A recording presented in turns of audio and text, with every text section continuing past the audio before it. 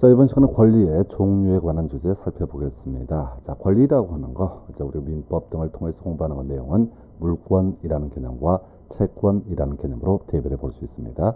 자, 물권이라는 것은 세상의 모든 사람에 대해서 주장할 수 있는 권리, 이런 의미를 가지고 있고요.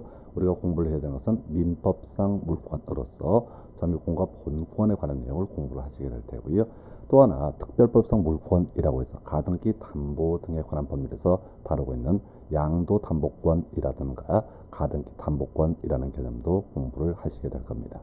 한편 채권이라고 하는 것, 민법상 채권으로서 주로 논의가 되는 게 환매권이라는 개념과 임차권이라는 개념이 있게 될 것이고요. 그 다음에 특별법상 채권, 소위 주택임대차 보호법에서 문제가 되는 주택임차권, 또 상가건물 임대차 보호법에서 문제가 되는 상가임차권이라고 하는 것, 이렇게 물권의 경우 점유권, 소유권, 지상권, 지역권, 전세권, 저당권, 유치권, 양도담보권, 가등기 담보권 9개 되나요? 예, 이렇게 내용을 공부를 해야 되고요.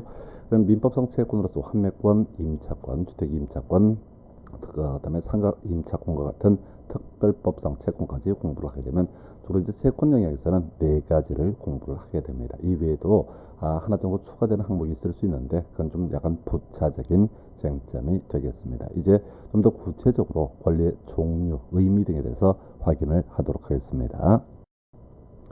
자, 민법상 물권 그리고 특별법상 물권 기본적인 개념 확인을 해드리겠습니다. 그래서 첫 번째 나와 있는 것이 점유권이라는 개념이 되겠고요. 점유권은 이 물건을 사실상 지배하고 있는 상태를 보호하기 위한 권리 이렇게 얘기하죠. 그래서 약간 관념적인 권리가 되겠고요. 자, 뒤에서 구체적인 내용을 검토해 보겠지만 정당한 권원인을 근거해서 어떤 물건을 점유하고 있다. 그리고 또 점유권이라는 개념이 인정이 되고요.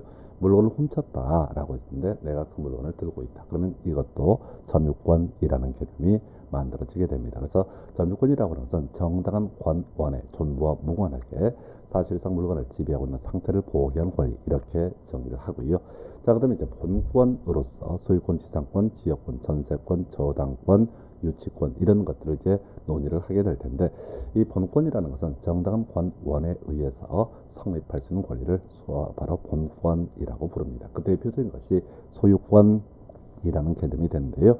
소유권은요 사용 수익이라고 하는 것 그리고 처분할 수 있는 권리 두 가지 크게 두 가지 개념을 포섭하는 개념을 소유권이라 부르고 가장 완벽한 형태의 물권이라고 부르게 됩니다. 자, 이 소유권이라는 걸 전제로 해서요. 이 중에서 소유물의 사용 수익에 관한 권능을 지배하기 위해서 따로 만들어내는 것을 소위 용익물권이라고 정의를 하게 되는데 그중에 지상권이라고 하는 것 타인의 토지에서 건물, 그 밖에 공작물, 수목 등을 소유하기 위해서 그 토지를 사용할 수 있는 권리 이렇게 정의해요. 그래서 어떤 사람이 남의 토지에다가 건물이나 공작물 또는 수목 등을 재배 등을 하기 위해서 설치하기 위해서 그 토지를 지배할 수 있는 물권이라는 것을 지상권이라고 부르게 됩니다. 자, 그래서 지상권에 대응해서 지역권이라는 용어는요. 이것도 땅지자예요. 그래서 타인의 토지라는 것을 객처라는 권리가 될 텐데 이때는 타인의 토지를 자기의 토지에 편하게 이용할 수 있는 권리 이렇게 정의를 합니다. 그래서 지상권과 지역권의 가장 본질적인 차이라고 하는 것은 지상권은 타인의 토지 위에 올라가서 그 건물이라든가 공작물 등의 설치 등을 위해서 타인의 토지를 이용할 수 있는 권리에 비해서 지역권이라고 하는 것은 특히 이제 뒤에서 공부하겠지만 맹지 등에 있어서 타인의 토지를 왔다 갔다 할 수 있는 권리 이 정도를 지역권이라 불러요. 그래서 타인의 토지에 대한 점유를 전제로 하는 것이 지상권이고요. 타인의 토지에 대한 점유를 전제로 하지 않는 물건을 지역권이라고 부르게 됩니다. 자, 이 지상권, 지역권에 대응해서 전세권이라고 하는 것. 이 전세권은요, 타인의 부동산을 점유해서 그 용도에 따라서 사용, 수익할 수 있는 권리, 이런 의미를 가지고 있어요. 그래서 이 지상권과 지역권과 차이점이라고 한다면 일단은 그 객체가 토지에 한정하는 것이 아니라 타인의 부동산, 따라서 건물이라고 하는 것에 대해서도 전세권이라는 개념이 성립하게 될 것이고요. 그 다음에 이제 이 전세권을 가지고 있다라고 하는 것은 그 부동산의 용도에 따라서 사용, 수익할 수 있다는 의미를 가지고 있어요. 그런데 전세금 뒤에서 논의가 될 저당권이랑 유사하게 이 전세권의 존속기간이 다 끝났는데 전세금을 반환받지 못하게 된 전세권자는 후순위 권리자보다 경매 과정에서 경매 청구를 할 수 있고요. 호수인의 권리자보다 전세금을 우선 변제받을 수 있는 권리, 이런 의미를 가지고 있는 게 전세권. 그래서 전세권은 일반적인 의미의 용익물권으로서의 성격 외에 담보물권으로서의 성격도 가지고 있습니다. 자, 그리고 이제 담보물권으로서 처분권을 지배한다는 의미죠. 저당권하고 유치권이라고 하는 개념이 있습니다. 그래서 이 저당권, 자, 돈 빌려준 사람이 돈 받기 위해서, 즉 채무자 등이 제공한 이 부동산에 대해서 혹시 채무자가 채무를 변제하지 않게 되면 법원에 경매를 청구해서 팔아서 후순위 권리자보다 우선 변제를 받을 수 있는 권리, 이걸 우리가 저당권이라고 부르게 됩니다. 그래서 자, 이 저당권까지요, 지상권, 지역권, 전세권, 저당권 등은 기본적으로 등기 등을 통해서 성립하게 되는 게 일반적인 모습이 되게 됩니다. 자, 담보물권 중에서요, 유치권이라고 하는 개념도 독특한 형태의 권리가 되는데, 이것은 소위 앞에서 얘기했던 점유라는 개념에서 출발을 하게 됩니다. 자, 그래서 타인의 물건을 점유한 자가 그 물건에 관해서 생긴 채권, 나중에 이제 구체적인 내용으로서 공사대금 채권, 비용상환 청권이라고 하는 것이 자, 유치권 성립을 위한 피담보 채권이라고 정의를 하게 되는데, 하여튼 돈 돌려줄 때까지, 그 돈 갚을 때까지 이 소유자에게 목적물을 자, 인도하지 아니하고 유치할 수 있는 권리, 이걸 우리가 유치권이라고 부르게 됩니다. 그래서 저당권과 유치권 두 개를 묶어서 담보물권이라고 부르고요. 지상권, 지역권, 전세권을 묶어서 보통 용익물권이라는 용어를 쓰게 됩니다. 자, 이게 우리 이제 민법에서 다루고 있는 물권의 종류가 되게 될 것이고, 이에 대응해서 양도담보권, 가등기 담보권이라고 하는 것은 독특한 형태의 권리인데요. 바로 특별법인, 가등기 담보 등에 관한 법률에서 두고 있는 권리가 되겠습니다. 그래서 양도담보권은요, 자, 돈을 빌려줍니다, 채권자가. 근데 채무자가 채무를 변제하지 않았을 때 채무자, 돈을 빌린 사람이 담보로 제공한 부동산을 아예 소유권 자체를 취득할 수 있는 권리를 가리켜서 이름하여 양도담보권이라고 부르게 되고요. 이 가등기 담보권은 이 앞에서 공부했던 양도담보권하고요, 또 저당권 두 개가 짬뽕되어 있는 겁니다. 즉, 돈을 빌려준 채권자가 채무자가 채무를 변제하지 아니했을 때 이 부동산 자체에 대해서 일정한 청산금을 지급하고 소유권 자체를 먹어버리는 귀속 청산이라는 것도 가능하고요. 아니면은 아까 저당권과 마찬가지로 아예 뭘 할 수도 있다. 경매 청구해서 자신의 채권을 보전받을 수 있는 것, 이걸 우리가 이름하여 가등기 담보권이라고 부르게 됩니다. 자, 이렇게 해서요, 권리의 종류 중에서 민법 그리고 특별법에서 다루고 있는 물권의 종류 간단하게 체크해드렸고요.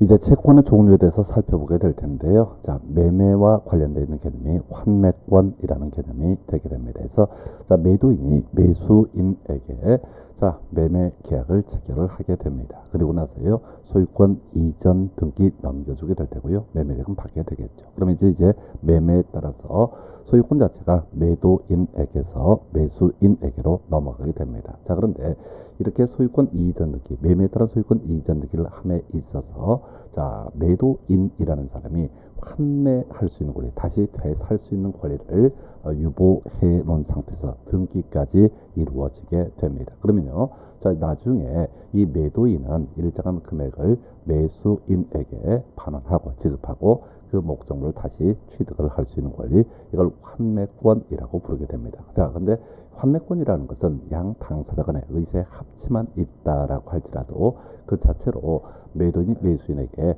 환매를 주장할 수 있는 것인데, 혹시 등기가 되게 되면요, 등기 안 해도 환매권은 성립하는데 등기가 되게 되면 혹시 매수인이 다른 사람에게 소유권을 넘겼을 때 그때도 환매권이라고 하는 것을 주장할 수 있게 됩니다. 그래서 일단 채권이라고 하는 것, 특정인에 대해서만 주장할 수 있는 권리다, 이렇게 전제를 갖아야 되는데, 만약에 환매권의 등기, 환매특에 대한 등기가 있게 되면 제3자에 대해서도 환매권을 주장할 수 있다. 이렇게 환매권의 개념 볼 수 있겠고요. 임차권이라고 하는 거, 임차인이 임차 목적물을 사용 수익할 수 있는 권리, 이렇게 가져서 왜 임대차라고 하는 것은 임대인이 차임을 받고, 이게 임대료란 말을 우리 민법에서는 타임이라는 표현을 쓰게 됩니다. 차임을 받고요. 그 목적물을 사용 수익할 수 있게 임차인에게 인도해 줘서 임차인이 사용 수익할 수 있는 권리를 임차권이라고 부르게 됩니다. 자, 임차권이라는 것도 환매권과 동일한 논리 구조예요. 양 당사자 간의 의사의 합치만 있게 되면 임차권 자체가 성립하게 됩니다. 그런데 임차권이라는 것을 혹시 등기를 하게 되면은 소유자가 바뀌더라도 바뀐 소유자에게 임차권을 주장할 수 있다. 그래서 이 채권이라고 하는 거, 환매권, 임차권 공통적인 요소가 뭐냐라고 했을 때 의사의 합치만으로 성립한다. 즉 등기가 없어 성립한다라고 할 것이고요. 대신 등기를 하게 되면 제3자에 대해서도 환매권, 임차권 같은 이 권리를 주장할 수 있다. 앞에서 논의했던 물권이라는 개념은 기본적으로 등기라는 것이 성립 요건인데 비해서 채권이라고 하는 것은 소위 이름하여 등기 자체는 성립 요소는 아니고요. 대신 성립자 등기를 하게 되면은 제3자에 대해서도 그 권리를 주장할 수 있다. 이렇게 정의를 합니다. 자, 한편 주택임차권이라고 해서 주택임대차 보호법에서 다루고 있는 개념이고요. 이 영역을 통해서 이 주택임차인이 소위 대항력이라고 해서 주민등록을 이전하게 되면 대항력을 확보하고요. 그 다음에 혹시 이 주택이 경매가 이루어지는 경우에 대비해서 바로 경매 과정에서 후순위 권리자보다 우선 변제를 받기 위해서는 임대차 계약서에다 동사무소 등에 가서 확정 일자를 받는 것. 이걸 이름하여 주택임차권, 주임법상 주택임차권이라는 영역에서 설명을 드리게 되겠고요. 상가건물 임대차 보호법이라고 하는 법을 통해서 상가 임차인이 그 상가를 사용 수익할 수 있는 권리를 이름하여 상가 임차권이라고 부르게 됩니다. 자, 주택 임차권이라고 하는 것이 주민등록 이전하게 되면 대항력 발생해서 소유자가 바뀌어도 바뀐 소유자에게 이 주택 임차권을 주장할 수 있었고요. 그 다음에 임대차 계약서에다가 확정 일자를 받게 되면 우선 변제권이 발생한다라고 했던 것에 비해서 상가 임차권이라고 하는 거 사업자 등록 신청을 하게 되면요 대항력이라는 것이 발생해서 바뀐 소유자에게도 임차권을 주장할 수 있는 것이고요. 한편 나중에 세무서에 가서요 확정일자라고 하는 것을 받게 되면 경매 과정에서 후순위 권리자보다 우선 변제를 받을 수 있는 권리가 인정되는 게 상가 임차권이라는 개념이 되겠습니다. 자, 이번 시간에 점유권에 관한 주제 살펴보시게 될 텐데요. 이 점유권이라고 하는 것은 물권의 일종이 되게 됩니다. 그래서 세상의 모든 사람에게 자신의 권리를 주장할 수 있다라고 하는 것을 우리가 물권이라고 얘기를 했었고요. 그래서 이 점유권이라고 하는 것은 다른 권리, 즉 소유권이나 지상권, 지역권, 전세권, 저당권 뭐 이런 것과 다르게 정당한 권원이 없어도 현실적으로 점유하고 있는 상태를 보호하기 위한 권리를 점유권이라고 부르게 됩니다. 한편 점유권이라고 하는 거 본권이 있는 경우에도 성립할 여지가 있게 되겠죠. 한편 점유권이라고 하는 것은 직접 점유권 그리고 간접 점유권 크게 두 가지로 대별을 볼 수 있습니다. 직접 점유권은요 직접 점유하고 있는 상태를 보호하기 위한 권리가 될 것이고 간접 점유권이라고 하는 것은 바로 다른 사람에게 직접 점유케 한 사람이 갖게 되는 권리를 간접 점유권이라고 논의를 합니다. 이 점유권, 물권이다 보니까 이런 점유권의 침해라는 것이 있게 되면 소위 물권적 청구권이라고 해서 점유권이 한 물권적 청구로서 반환 청구권, 방해 제거 청구권 또는 방해 배제 청구권 비슷한 용어고요. 그 다음에 방해 예방 청구권 이렇게 정리를 할 수가 있어요. 그래서 이 점유권의 구체적인 내용들에 대해서 확인을 해보도록 하겠습니다. 자, 그림에서 보시다시피 어떤 호박이라고 하는 것을 어떤 여자분이 들고 있는 사진이 보이게 됩니다. 자, 이제 이 사람이 호박을 그럼 이제 들고 있으니까 지배하고 있는 상태가 될 거고요. 요 사연을 들어보니까 이 호박을 왜 들고 있나 해서 자, 이걸 사서 들고 있다라고 했을 때 이 사람은 이제 직접 점유를 하고 있으니까 직접 점유권이라고 부르게 될 것이고요. 그 다음에 사서 들고 있으니까 내 거라고 믿고서 하는 점유가 되죠. 이걸 우리가 자주 점유라고 부르게 됩니다. 그래서 어떤 물건을 들고 있는데 사서 들고 있다라고 하면은 이건 직접 점유권에 해당될 테고 그 성격은 자주 점유에 해당이 되게 됩니다. 자, 이번 그림 보시게 되면 여자분이 호박을 들고 있는데요. 이거 훔쳐가지고 들고 있는 상태가 되게 됩니다. 그래서 훔쳐서 들고 있다라고 했을 때 이 사람이 직접 이 호박을 점유하고 있기 때문에 이러한 것을 우리가 직접 점유권이라고 부르게 될 것이고요. 한편 훔쳐가지고 내 거라고 믿고서 들고 있다고 보죠. 그래서 이것은 자주 점유라고 부르게 되죠. 대형에서 타주 점유라는 것은 남의 거라고 믿고서 하는 점유를 타주 점유라고 얘기를 하게 됩니다. 자, 이 그림을 보시게 되면은 이제 어떤 여자분이 호박을 하나 들고 있어요. 그런데 임치라고 되어 있어요. 임치라고 하는 것은 우리 계약법에서 논의하는 개념인데요. 어떤 사람이 이 여자분한테 야, 너 호박 좀 들고 있어 라고 이렇게 시켜놓은 거예요. 그래서 이 사람이 이걸 맡아서 호박을 들고 있는 상태를 임치라고 이렇게 정의를 하게 됩니다. 자, 일단 이분이 직접 호박을 들고 있으니까 이걸 우리가 직접 점유권이라고 해석을 할 테고요. 이에 대응해서 이 사람은 맡아둔 거야. 즉 그라고 믿고서 하는 점유가 아니기 때문에 이 점유는 타주 점유라고 해석할 수 있습니다. 자, 이번은 부동산에 있어서의 점유권에 관한 쟁점을 볼 텐데요. 매도인 있죠. 그 다음에 매수인이 있게 됩니다. 해서 이 매도인과 매수인 사이에 매매 계약이 성립하게 되고 그 다음에 매수인 을명의로 이전 등기까지 이루어지게 됩니다. 자, 그러면 이제 이때 이전 등기가 이루어진 상태를 우리는 이제 점유의 이전이라고 해석을 하게 되고요. 이때 매수인은 그 부동산 위에 토지 위에 올라가 있지 않다라고 할지라도 직접 점유권을 가지게 됩니다. 자, 이제 두 번째 그림 가지고 설명드릴까요? 매도인하고요, 매수인을하고 이렇게 매매에 따른 소유권 이전 등기가 이루어지게 됩니다. 여기까지만 보게 되면 매수인이 직접 점유권을 가지고 있다 이렇게 봐야 되는데 어떤 이유가 있어서요, 이 매매 계약이라는 게 무효가 되게 됩니다. 그런데 아직 매수인에게서 매도인으로 소유권 이전이니까 다시 원상 회복이 되지 아니한 상태가 되게 됩니다. 그럼 이제 현재 등기 명의를 가지고 있는 매수인이 하는 점유를 가리켜서 직접 점유권이라고 부르게 될 것이고요.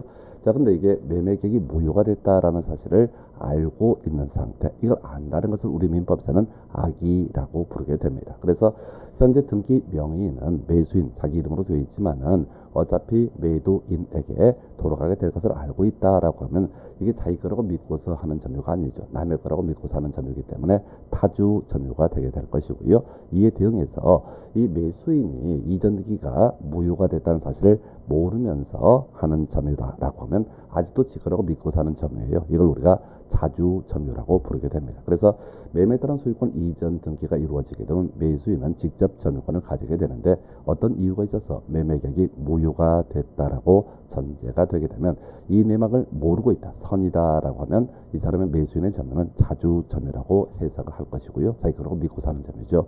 이에 비해서 알면서도 현재 점유를 하고 있다라고 하면 이걸 타주 점유라고 해석을 하게 됩니다.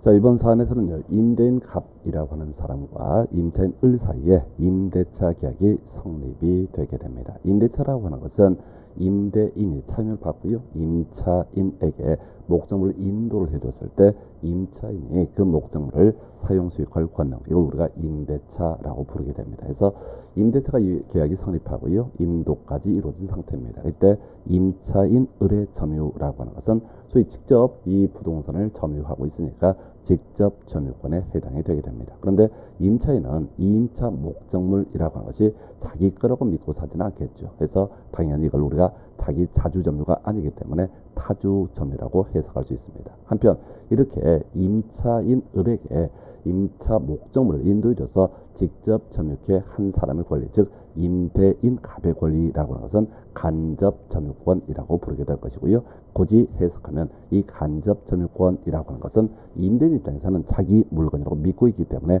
자주 점유라고 해석을 할 수가 있습니다. 자, 이번 사안에 있어서는 임대인하고요, 임차인 사이에 임대차 계약 성립했고요, 목적물의 인도가 이루어지게 됩니다. 그럼 이미 본 것처럼 임차인의 점유라고 하는 것은 직접 점유권이라고 해석할 수 있겠고요. 그 다음에 자기 거라고 믿지 않기 때문에 이걸 타주 점유라고 해석을 하게 됩니다. 한편 임대인의 점유라고 하는 것은 앞에서 본 것처럼 간접 점유권이 될 것이고요. 그 다음에 자기가라고 믿고 사는 점유, 자주 점유가 되게 됩니다. 그런데 말이죠.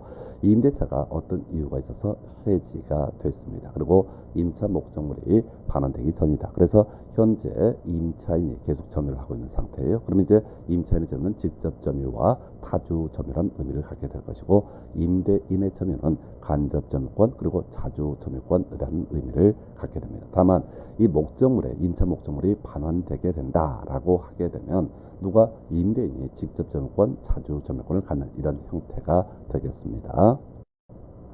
자, 이번에 검토할 사항은요, 임대인 갑하고요, 임차인 을 사이에 임대차 계약 성립하고요, 그 다음에 인도가 이루어지게 됩니다. 그럼 일단 여기까지 그림을 보게 되면 임대인의 점유라고 하는 것은 임차인 을에게 점유하게 해줬으니까 간접 점유권이 될 것이고, 현재 직접 점유하고 있는 임차인의 점유는 원래 직접 점유로 해석할 수 있습니다. 한편 임대인의 점유라는 것은 자기 거라고 믿고 있기 때문에 자주 점유가 되게 될 것이고, 임차인의 점유라고 하는 것은 자기가 아니니까 타주 점유라고 해석을 할 거예요. 그런데 여기서 이제 동의 있는 전대차라고 하는 것이 임차인 을과 전차인 병 사이에 이루어지게 됩니다. 그리고 인도도 이루어지게 됩니다.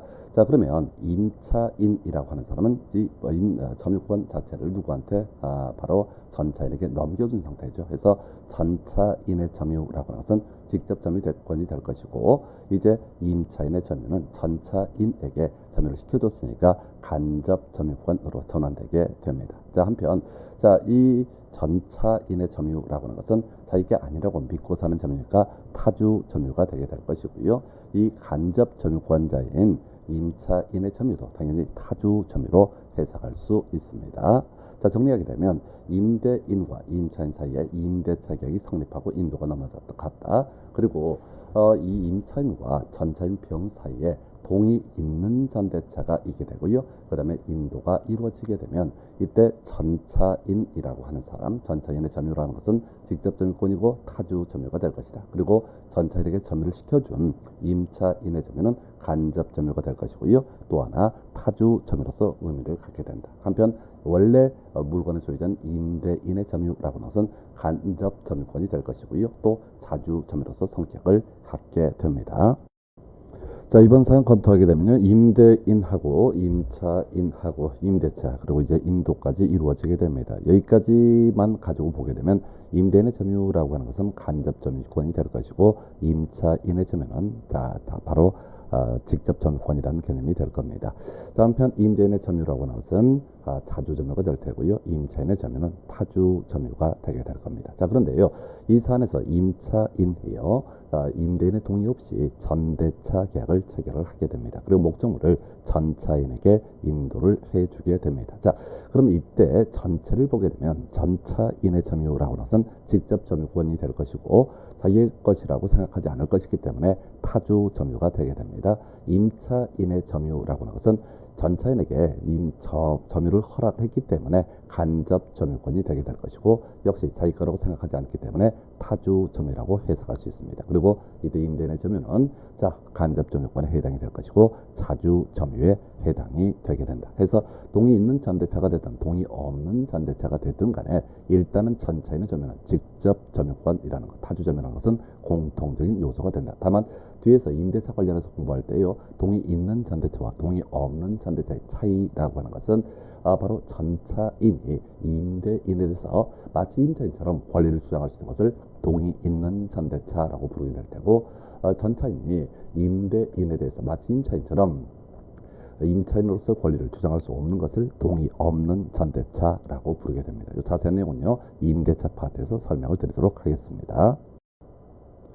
자, 이제 점유권의 기한, 물권적 청구권이라는 개념을 검토를 해봐야 되는데요. 점유권이라는 것은 기본 출발점이 물권이었습니다. 해서 세상의 모든 사람에 대해서 주장할 수 있는 권리, 이걸 우리가 물권이라 불렀었고요. 어떤 점유권의 침해가 있다라고 했을 때 그때 반환 청구, 방해 배제 청구, 방해 예방 청구를 할 수가 있습니다. 해서 먼저 반환 청구권이라는 개념은요, 점유를 침탈당한 점유자라고 하는 것, 이때 당연히 간접 점유자도 포함이 되죠. 앞에서 점유자라고 하는 것, 점유권이라고 하는 것은 직접 점유권과 간접 점유권으로 구분할 수가 있습니다. 있었죠. 그래서 하여튼 점유를 침탈당한 점유자 해서 침탈당해야 됩니다. 그래서 침탈당한 점유자는 점유를 침탈한 자라고 하는 사람에 대해서 점유가 침탈된 날부터 1년 내에 점유물 반환 청구권 행사할 수 있다. 이렇게 되어 있네요. 그래서 침탈당하지 않았을 때 또는 침탈한 사람이 아닌 사람 등에 대해서는 원칙적으로 반환 청구권 행사할 수 없고요. 제척기간이라고 해서 1년 내만 반환 청구권을 행사할 수 있습니다. 한편 점유 침탈 외의 방법으로 점유의 방해를 받은 점유자 방해가 끝난 날로부터 1년 내 방해 제거 및 손해배상을 청구할 수 있다라고 되어 있는데 실질적인 큰 의미는 없는 지문이고요. 이 방해 배제 청구권이라는 거 방해 제거 청구권이라는 용어를 쓰기도 합니다. 하나 더 방해 예방 청구권이라고 하는 거 점유를 방해받을 우려가 있을 때 염려가 있을 때 방해 예방 또는 손해배상의 담보를 청구할 수 있어서 아주 오래전에 방해 예방과 손해배상 담보의 청구에서 틀리게 구성이 됐던 적이 있습니다. 그래서 이 점유권에 관한 기한 물권적 청구권이라고 하는 개념은 나중에 유치권에도 준용이 되기는 유치권에도 적용이 되는 그런 개념이 되게 될 텐데요. 일단은 기본 축 자체는 반환 청구권이라는 것이 중심축이 되게 됩니다. 자, 이번 사업은 점유물 반환 청구권 보시게 될 텐데요. 점유자 갑이라는 사람이 소유하고 있는 물건을 절도범 을이 점유를 침탈을 하게 됩니다.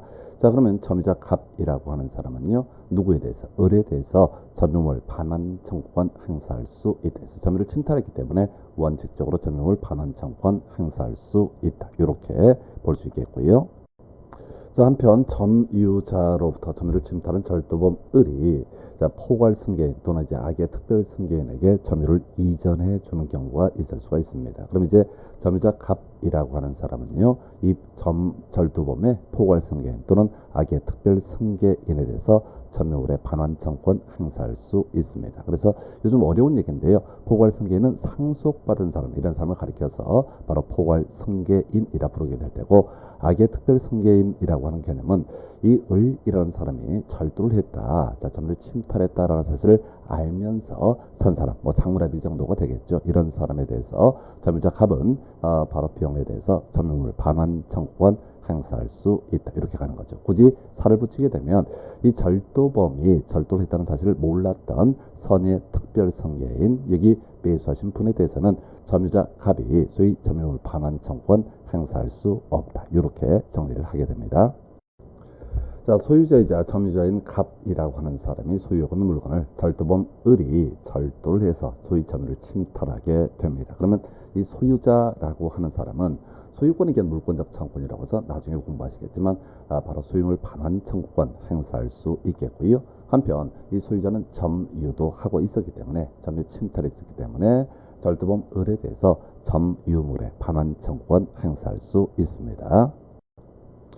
자, 이때 동일한 사안인데요. 소유자라고 하는 사람이 소유하고 있는 물건, 점유자가 되겠죠. 갑이라고 하는 사람이 점유하고 있는 물건을 을이라는 절도범이 훔쳐가게 됩니다. 그럼 점유 침탈이라고 하는 개념이 있게 될 것이고요. 그러면 아까 본 것처럼 소유자의 경우에는 소유물 반환 청구권 또는 점유물 반환 청구권 행사를 해야 됩니다. 누구에 대해서? 절도범 을에 대해서. 그런데 소유자가 절도범의 집에 우연히 갔다가 자신의 물건이 있다는 사실을 알게 됩니다. 그래서 점유를 침탈해 오게 된다. 즉 그냥 들고 와버리는 거죠. 이때 절도범이라고 하는 사람은 점유권 가지고 있었죠. 그래서 소유자에 대해서 점유물 반환 청구권 행사할 수 있습니다. 자, 그래서 이 점유물 반환 청구권 행사를 받은 소유자 입장에서는 기가 차죠. 도둑놈이 내 물건 훔쳐가서 다시 찾아왔을 뿐인데 이것에 대해서 점유물의 반환 청구 소송을 제기했다라고 했을 때 어이가 없지만은 우리 민법에서는 그렇게 얘기를 합니다. 자, 이 점유권에 기인한 소에 대해서는 본권에 관한 이유로 재판하지 못한다. 최근에 이제 시험 문제 포인트가 됐었는데 법원 소송 과정에서 점유물 반환 청구 소송 절도범 을에 의해서 소유자 갑에 대한 점유물 반환 청구 소송 과정에서 본권이 있다라고 할지라도 바로 절도범 을의 점유권을 침해한 부분은 그대로 인정이 되게 됩니다. 그래서 법원에서는 이때 소유자한테 다시 절도범한테 뭐래라? 점유물 반환하라 라는 점유물 반환 판결이라는 것을 내리게 된다. 이렇게 이제 가야 돼요. 그래서 소유자 입장에서는 굳이 절도범이 자기의 물건을 훔쳐갔을 때 앞서 공부했던 소유물의 반환 청구 또는 점유물의 반환 청구 소송을 통해서 이걸 통해서 이 목적물을 찾아오는 건 별개의 문제로 직접 가서 점유물을 들고 오는 것은 허용되지 않는다. 이렇게 정리를 합니다. 자, 점유권에 기한 물권적 청구권 관련해서의 반환 청구권 얘기를 하고 있습니다. 점유자라고 하는 사람이 점유를 침탈당하게 되면은 이때 어떻다? 침탈한 자에 대해서 반환 청구권 행사할 수 있다. 이렇게 설명드렸는데요. 자, 점유를 침탈당했습니다. 자, 그런데 이 점유자라고 하는 사람이 1년이 경과하도록 반환 청구를 행사하지 아니했다라고 했을 때 이때 점유를 침탈한 자에 대해서 점유물 반환 청구권이라고 하는 거 행사할 수 없습니다. 자, 비교해서 나중에 소유자의 경우 소유권에 기한 물권적 청구권이라고 하는 것이 있게 되는데요. 자, 소유자의 소유물에 대해서 정당한 권원 없이 점유자에 대해서는요, 이 소유물 반환 청구권은 제적 기간, 즉 1년이라는 기간 제한 없이 무제한으로 반환 청구권 행사할 수 있다. 이게 좀 달라지는 부분이 되겠죠. 그래서 점유를 침탈당했음에도 불구하고 점유자 침탈당한 날부터 1년이 경과되면 반환 청구권 행사할 수 없다. 이렇게 정리하겠고요.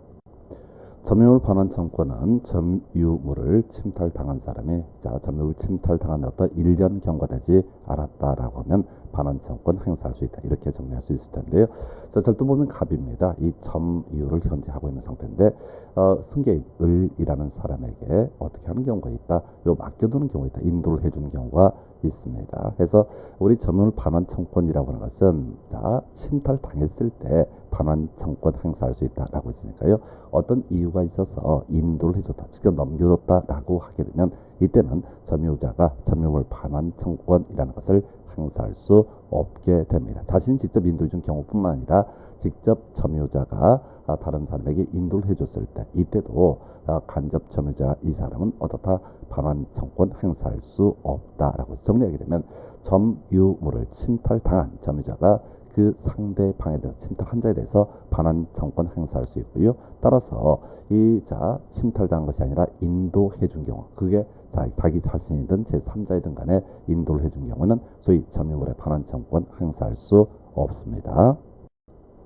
자, 이제 소유권이라는 주제를 살펴봐야 되는데요. 소유권이라고 하는 건 민법상 물권의 한 종류가 되게 됩니다. 그래서 점유권이라고 하는 개념 자체가 정당한 권원이 있는 경우 또는 없는 경우 둘 다 성립할 수 있는 권리인데 비해서 소유권이라는 것은 정당한 권원이 있을 때만 성립하는 권리, 이렇게 정의를 하죠. 그래서 이 소유권의 내용이라고 하는 것은 사용, 수익할 수 있는 권리, 그리고 소유물을 처분할 수 있는 권리, 이걸 포섭하는 개념을 소유권이라고 부르게 됩니다. 그래서 이 소유권은 물권이기 때문에 이런 소유권 행사 등에 대해서 방해 등이 있다라고 하게 되면은 반환 청구, 방해 배제 청구 또는 방해 예방 청구라고 하는 소유권에 대한 물권적 청구권도 같이 문제가 되게 됩니다. 한편 이 제한 물권이라고 해서요, 지상권, 지역권, 전세권, 저당권, 유치권 뭐 이런 것들도 일부는 소유권에 대한 물권적 청구권이라고 하는 것도 준용이 되게 될 텐데, 다만 소유권과 관련해서 유치권이 문제가 되죠. 유치권이라고 하는 것은 점유권과 연계가 되는 개념에 의해서 점유를 전제로 성립하는 권리이기 때문에 일반적으로 등기를 통해 성립하는 소유권과는 직접적인 관련이 없습니다. 그래서 소유권에 대한 물권적 청구권이라고 하는 것은 유치권에는 준용될 수 없겠고요. 나머지 제한 물권인 지상권, 지역권, 전세권, 저당권에 기본적으로 준용이 되게 된다. 다만 이 제한 물권 중에서요, 지역권이라든가 저당권이라고 하는 이 두 가지 권리는 점유가 전제가 되지 않기 때문에 소유권에 기한 물권적 청구권 중에서 반환 청구권이라는 것은 인정되지 않는다. 이런 게 주요 출제 이슈가 되겠습니다. 자, 소유권의 취득에 관한 쟁점들을 확인해 드리겠습니다. 그래서 소유권의 취득 방식 크게 원시 취득과 승계 취득이라는 개념이 있게 됩니다. 자, 원시 취득이라는 개념은 이런 식이에요. 자, 구권리자라고 하는 것이 존재하지 않는데 단독으로 어떤 권리를 취득하는 것, 소유권을 취득하는 것을 원시 취득이라고 부르게 될 것이고, 승계 취득이라고 하는 개념은 구권리자의 소유권이 신권리자에게 넘어오는 거. 그래서 신권리자 입장에서 구권리자의 존재를 전제로 소유권을 취득하는 것을 승계 취득이라고 부르게 됩니다. 그래서 원시 취득의 유형 등을 보시게 되면요, 토지 소유권에 있어서 공유수면을 매립하게 된다. 바다를 메꾼다. 그러면 이제 관련 법령에 따라서 이 공유수면 매립이 완성이 된 그 시점에 이 바다를 메꾼 사람이 소유권을 취득을 하게 된다. 이때는요, 등기라는 것은 필요가 없다. 이렇게 얘기합니다. 그 다음에 이제 좀 어려우시는 게 토지 소유자에게 자, 토지 소유권을 가지고 있는 사람이 그 문제 토지에 뭐 나무라든가 농작물이라든가 이런 것이 달라붙게 되는 경우가 있어요. 이걸 우리가 뒤에서 논의하게 될 부합이라는 개념이 되게 되는데 이때는 따로 등기할 필요 없이 당연히 어떻다 바로 토지 소유권 또는 이제 부합물에 관한 소유권을 취득을 하게 된다. 이렇게 정리를 할 수 있겠습니다. 그 다음에 이제 점유 취득 시효라고 하는 개념이 나오게 되는데 이거 뒤에서 따로 공부할 주제인데요. 자, 지금요 토지에 관한 매매 계약을 체결하고 등기라고 하는 거 이루어져야지 소위 이제 특정 승계라고 해서 등기가 이루어져야지 소유권을 취득을 하게 될 것인데 문제는 등기를 안 해서 자, 소유권 자체를 취득할 수 없었던 경우가 있습니다. 그런데 우리 민법 245조 1항에서는 20년간 소유의사로 평온공연하게 점유한 사람, 이 사람에게 등기 청구권이라는 것이 인정이 되고요. 그래서 등기 청구권 행사가 있어서 상대방이 등기를 넘겨주게 되면은 이때 바로 토지 소유권을 취득한다. 이런 식으로 논의를 해요. 그래서 점유 취득 시효라고 하는 개념은 분명히 등기를 넘겨서 받는 건데 우리 민법 체계에서는 특이하게 원시 취득으로 정의를 하게 됩니다. 자, 동일한 논리 구조로 건물 소유권이라고 하는 거. 자, 건축물을 신축을 하게 됩니다. 자, 남의 땅이 됐든 내 땅이 됐든 간에 또 허가를 받았든 안 받았든 상관없이 건물의 신축이 있게 되면은 이들은 등기할 필요 없이요 건축물의 소유권을 취득을 하게 됩니다. 그 외에 내 건물을 가지고 있는데 임차인이 일정한 물건을 여기다 부합을 시키게 됩니다. 그래서 이 부합이 있게 되면은 이때는 건물 소유자가 그 부합물에 관한 소유권을 취득을 하게 됩니다. 이때도 등기라고 하는 것은 불필요하고요. 이미 논의한 것처럼 건물에 관한 매매계약을 체결하고 소유권 이전 등기를 넘겨야 했던 사안에서 미처 소유권 이전 등기를 안 한 시효완성자라는 게 이 건물을 샀다라고 생각을 하고 20년간 소유의사로 평온공연하게 점유한 사람이 건물 등기 명의에 대해서 뭘 할 수 있다? 등기 청구권이라는 것을 행사할 수 있고 등기 청구권 행사가 있어서 자 이제 등기를 넘겨받게 되면 이 건물에 대해서 점유 취득 시효라고 해서 소유권을 취득할 수 있습니다. 자,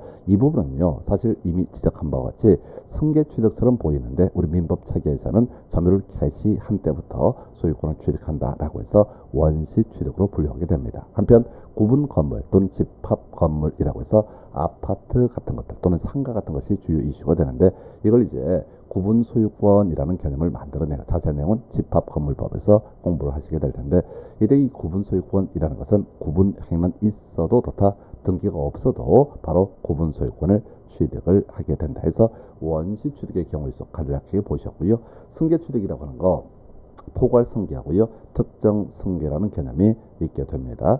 그래서 포괄 승계라고 하는 것은 상속이 가장 대표적이죠. 그 다음에 포괄 유증이라는 개념들이 있을 수가 있어요. 상속과 똑같은 개념이 법인의 합병이라는 개념이 되게 되는데 자 이런 경우죠. 상속인, 피상속인 돌아가신 분입니다. 피상속인이 사망하게 되면 그 사람의 민법상 상속인이라는 사람이 따로 이 등기를 하지 않더라도 자 권리를 취득할 수 있습니다. 다만 이 포괄 승계라고 하는 개념은요.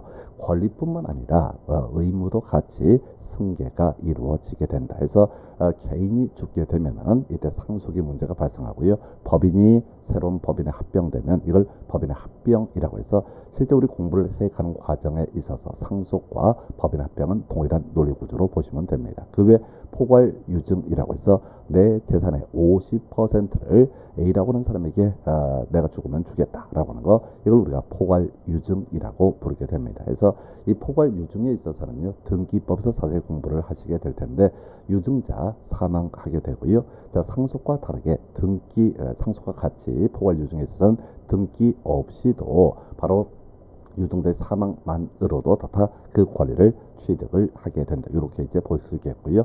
한편 특정 승계라고 하는 것은 매매 증여 이게 가장 일반적인 모습이 되게 되죠. 그래서 자 매도인과 매수인 사이에 매매 계약이 체결되고 매수인 명의로 소유권 이전 등기가 넘어가게 되면 매수인은 소위 이 부동산에 관한 권리를 취득할 수 있게 됩니다. 증여요. 증여 계약이라고 하는 거 체결되고요. 그 다음에 이제 소유권 이전 등기 있게 되면 이때도 역시 어떻다? 바로 수증자라고 해서 증여를 받은 사람이 권리를 취득을 하게 됩니다. 그래서 앞에서 포괄 승계와 다르게 특정 승계라고 하는 건 기본적으로 등기라고 하는 것이 있어야 된다. 좀 특이한 것이 등기법 공부할 때 주요 이슈가 되는 게 특정 유증이라는 것이 있습니다. 그래서 지금 사망하신 분이 나 죽으면은 건물은 아무개한테 주고 자 토지는 아무개한테 줘라 이런 식으로 자 유증을 하게 되면 이걸 특정 유증이라 불러요. 앞에서 포괄 유증은 내 재산의 50%를 40%를 누구한테 준다라는 것을 포괄 유증이라 불렀었고요. 그래서 특정 유증에 있어서는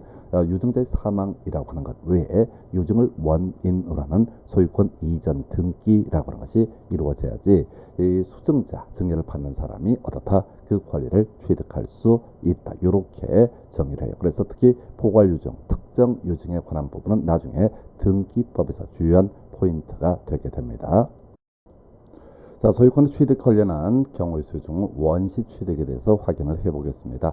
자, 소유권 취득 중에서 원시 취득, 공유수면 매입이라는 개념이 하나가 있게 될 것이고요. 그 다음에 건물의 신축이라는 개념이 있습니다. 그래서 자, 바다가 있어요. 여기를 이제 바다를 메꾸게 됩니다. 그러면 이걸 우리가 공유수면의 매입이라 부르고요. 이 공유수면을 매입한 사람이 그 토지의 소유권을 취득을 하게 된다. 이렇게 하나 봐야겠고요. 그 다음 또 하나 이 토지 위에 누가 건물을 신축을 하게 됩니다. 그러면 이제 이 토지를 사용할 권한이 있고 없고 이런 게 중요한 건 아니고요. 건물을 신축한 사람에게 이 건물 소유권이 귀속이 되게 됩니다. 이런 식으로 공유수면 매립이라든가 건축물의 신축이라는 방식을 통해서 원시 취득이라고 하는 소유권을 원시 취득하는 경우가 존재할 수 있습니다. 정당한 권한 없이 타인의 토지에다가 식목, 나무를 심거나 혹은 농작물을 재배하게 되면요. 이때 그 농작물 또는 수목이라고 하는 소유권은 토지 소유자에게 귀속되게 됩니다. 자, 그런데요.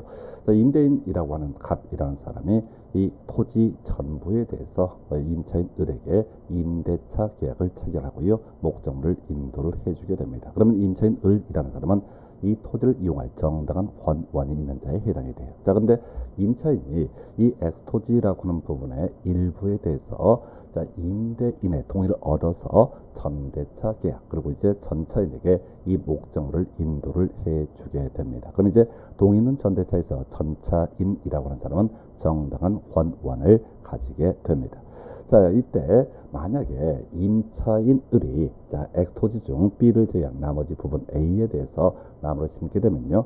정당 권한에 의해서 나무를 심은 것이기 때문에 이 나무의 소유권은 누구한테 임차인 을에게 귀속이 되게 됩니다. 한편 자, 동의 얻은 전대차, 즉 정당한 전차권을 가지고 있는 전차인이라고 하는 사람이 이 엑스토지 중 B 부분에 대해서 나무를 심게 되면 이 나무의 소유권이라고 하는 것은 정당한 권한을 가진 전차인에게 귀속이 되게 됩니다.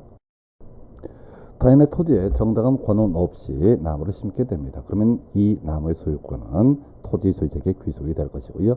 정당한 권한에 의해서 나무를 심게 되면 이때는 누구한테 정당한 권한이 있는 자에게 나무의 소유권이 귀속이 됩니다. 자, 사안을 보니까 임대인 갑이라는 사람이 엑스토지의 전부에 대해서 을과 임대차 계약을 체결을 하게 됩니다.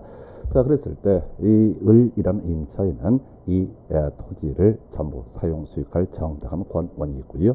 임차인 을이라는 사람이 이 토지 일부에 대해서 임대인의 동의를 얻지 아니하고 무단 전대차 계약을 체결하고 목적물을 전차인에게 인도를 해주게 됩니다. 자, 그러면 이 전차인 을병이라는 사람은 임대인과의 관계에서 이 토지를 정당하게 사용 수익할 권능은 인정되지 않습니다. 그래서 앞에서 동의 있는 전대차에서는 전차인이라는 것이 임대인에 대해서 정당한 권한을 가지고 있는 데 비해서 동의 없는 전대차에서 전차인이라는 것은 임차인에 대해서 정당한 권한을 가지고 있지 못하게 됩니다. 자, 그랬을 때 임차인 을이라고 하는 사람이 이 토지, 엑스토지 중 일부에 대해서 나무를 심게 되면 정당한 권한이 있기 때문에 그 나무의 소유권은 누구한테 귀속이 된다? 바로 임차인 을에게 귀속이 되게 됩니다. 그런데 전차인이라는 사람이 동의 없이 전대적 계약을 체결한 전차인이라는 사람이 이 X 토지 중 B 부분에 대해서 나무를 심게 되면 임대인 즉 토지 소유자의 관계에 있어서 정당한 권원이 없는 자가 되기 때문에 이 X 토지의 중 B에 승목된 나무의 소유권 자체는 누구한테? 임대인에게 귀속이 되게 됩니다. 이걸 우리가 소위 부합이라고 정의를 하죠. 정당한 권원에서 타인의 토지에다가 나무를 재배하는 경우 이때는 토지 소유권에 부합하지 않고요. 그래서 토지 소유자가 직접 나무를 심거나 정당한 권원 없는 자가 이 토지에 나무를 심게 되면요. 이때는 그 토지 소유권이라고 하는 건데 나무의 소유권도 같이 부합되게 됩니다. 따라서 토지에 관한 소유권 이전 등기가 있게 되면 나무의 소유권도 같이 옮겨가는 그런 구조가 되겠습니다. 자, 그런데요. 자, 토지 소유자라고 하는 사람이 있습니다. 이 사람이 자신의 토지에 있는 이 나무에 대해서 자, 수목 매수인 을과 매매 계약을 체결을 하게 됩니다. 그럼 이제 이 수목의 매매, 자, 수목의 소유권이라고 하는 것은 누구한테 귀속이 될 거냐? 여기서 포인트가 되는 것이 명인이라는 개념이 이슈가 되게 됩니다. 그래서 명인이라고 하는 것은 이 토지에다가 자, 플랜카드 하나 붙이는 거야. 수목 A 소유자가 을이다. 이런 식으로 공시하는 것을 바로 명인이라고 얘기합니다. 그래서요, 이 토지 소유권은 여전히 갑에게 있게 될 것이고 수목 A의 소유권이라고 하는 것은 매매 계약이 체결했다고 해서 매수인한테 소유권이 꼭 넘어가는 것은 아니고요. 명인 전 이렇게 플랜카드를 붙이기 전까지는 토지 소유자 것이 되게 될 것이고 이렇게 명인 방법을 통해서 소유권이 외부에 공시가 되게 되면 이때는 누구한테? 수목 매수인한테 소유권이 귀속이 되게 됩니다.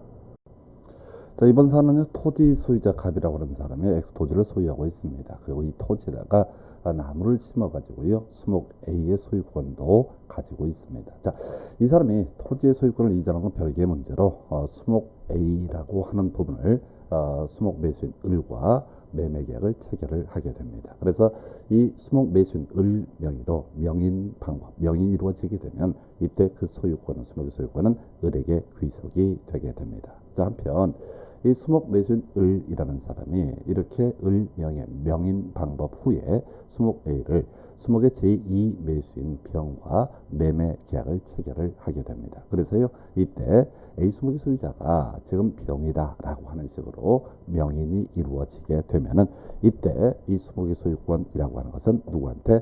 바로 제2 매수인 병에게 소유권이 귀속이 되게 됩니다. 자, 그래서 정리하게 되면요, 엑스토지 소유권은요 여전히 토지 소유자가 되죠. 그래서 수목을 뭐 팔았든 안 팔았든 그와 별개 문제로 토지 소유권은 갑에게 귀속이 되게 됩니다. 이에 대응해서 수목 A의 소유권이 뭐냐라고 했을 때 수목 매수인 을 명의로 명인이 이루어지게 되고 병 명의로 명인이 이루어지기 전에는 제1 수목 매수인 을이 수목의 소유권을 가지게 됩니다. 한편 이 수목 매수인 을에서 수목의 제2 매수인 병으로 매매계약 체결되고 그 다음에 병 명의의 명인이 이루어지게 되면 이때 그 소유권이라고 하는 것은 누구한테? 제2 매수인 병에게 수목의 소유권이 귀속이 되게 됩니다. 자, 앞에서 이 수목만의 소유권을 이전하는 방법, 명인 방법이라는 방법이 있었고요. 자, 이런 경우도 있습니다. 그래서 토지 소유자 갑이라고 하는 사람, 이 사람은 X 토지에 대해서 수목도 가지고 있습니다. 자, 그런데 이 수목만을 양도하고 싶다라고 했을 때 이 수목 A에 대해서 소유권 보존 등기라고 하는 것을 할 수 있어요. 그래서 소위 임목에 관한 법률에 따라서 나무에 대해서도 일정한 요건하에서 소유권 보존 등기를 할 수가 있는데요. 이렇게 소유권 보존 등기를 한 이 수목 A에 대해서 자, 매수인 을과 매매 계약을 체결하고요. 그리고 수목 A에 대해서 소유권 이전 등기라고 하는 것을 하게 되면 이 매수인이라고 하는 사람은 토지 소유권과 별개의 문제로 수목 A에 대해서 뭘 할 수 있다? 바로 소유권을 취득할 수 있다라고 이렇게 얘기를 합니다. 그래서 소위 이제 명인 방법 외에도 수목에 대한 소유권 보존 등기와 이전 등기라는 것을 통해서 토지 소유권과 별개의 문제로 수목의 소유권만 이전하는 것도 가능합니다.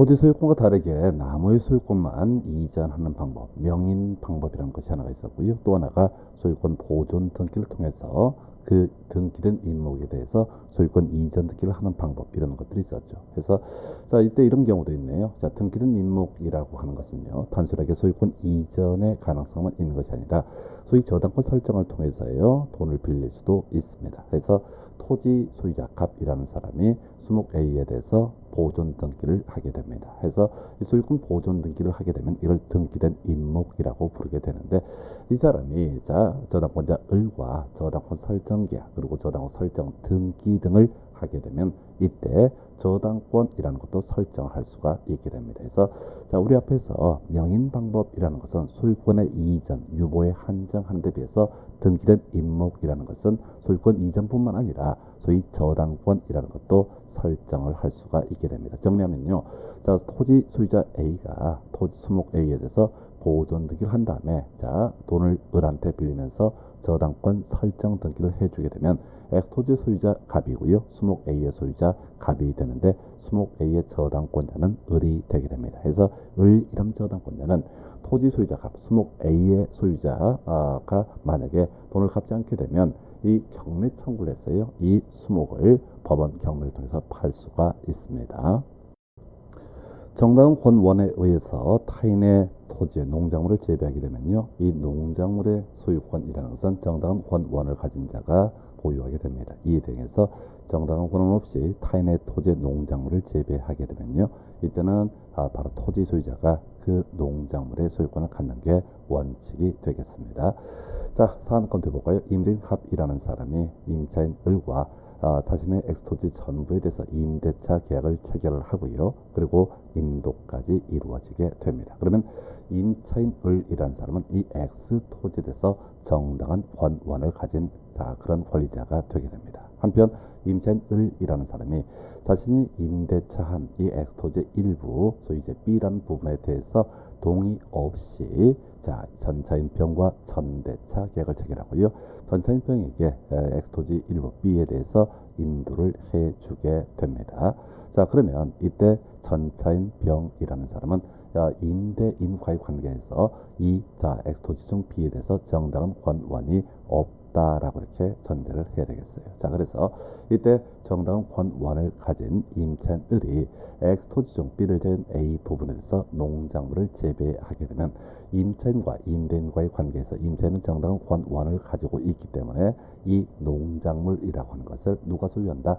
임차인이 소유권을 취득을 하게 됩니다. 한편 동의 없는 전대차에서 전차인이라고 하는 사람은 임대인과의 관계에서 정당한 권리자가 아니기 때문에 이 문제 X토지 중 B에 대해서 농작물을 재배하게 되면요, 이때 이 농작물의 소유권은 원칙적으로 누구한테? 임대인에게 귀속이 되게 됩니다. 이 사안을 정리하게 되면요, 자, 이 X토지에 대해서 토지 소유권은 기본적으로 누구한테 있다? 임대인한테 있다라고 할 것이고요.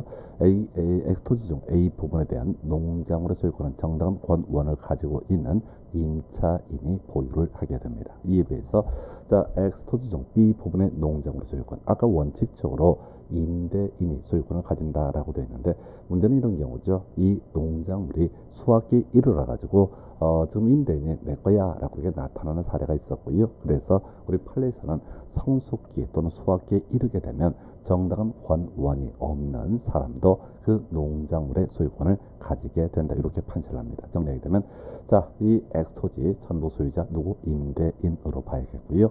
X토지 중 A 부분의 농작물의 소유권은 정당한 권원에 의해서 재배한 것이기 때문에 임차인에게 귀속되게 됩니다. 그리고 B 토지 부분에 대해서 농작물 소유권 성숙기 또는 수확기 전이다 라고 하면 정당한 권원에 없는 자가 경작을 한 것이기 때문에 임대인 소유에 속하게 될 것이지만, 설령 이렇게 정당한 권원이 없는 자가 농작물을 재배한 경우로서 만약에 수확기 또는 성숙기 후가 되게 되면 이때는 전차인, 자, 이 사안에서는 전차인이 그 소유권을 가지게 됩니다.